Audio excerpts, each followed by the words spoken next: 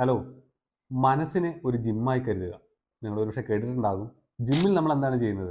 എല്ലാ ദിവസവും പോയി വർക്കൗട്ട് ചെയ്യും. നമ്മുടെ ശരീരത്തിന് വേണ്ടി ഫിസിക്കൽ ഫിറ്റ്നസ് നമ്മൾ അച്ചീവ് ചെയ്യാൻ വേണ്ടിയിട്ട് പലവിധ വർക്കൗട്ടുകൾ നമ്മൾ ചെയ്യും.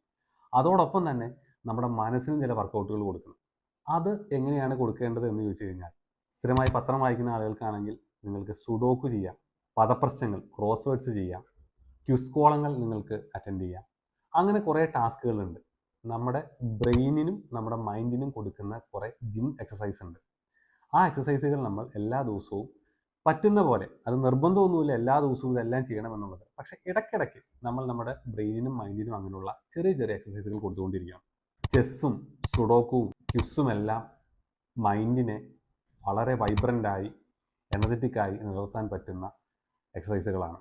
ഫ്രണ്ട്സിനോടൊപ്പം ഇരിക്കുമ്പോൾ ചില ബ്രെയിൻ ടീസർ എക്സസൈസ് ഒക്കെ ചെയ്ത് നോക്കൂ. അതോടൊപ്പം തന്നെ ലോജിക്കൽ പ്രോബ്ലം സോൾവിങ് സ്കിൽസൊക്കെ നിങ്ങൾ പതുക്കെ പതുക്കെ അക്വയർ ചെയ്ത് നോക്കൂ.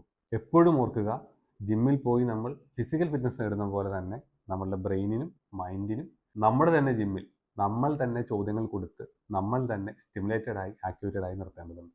Thank you.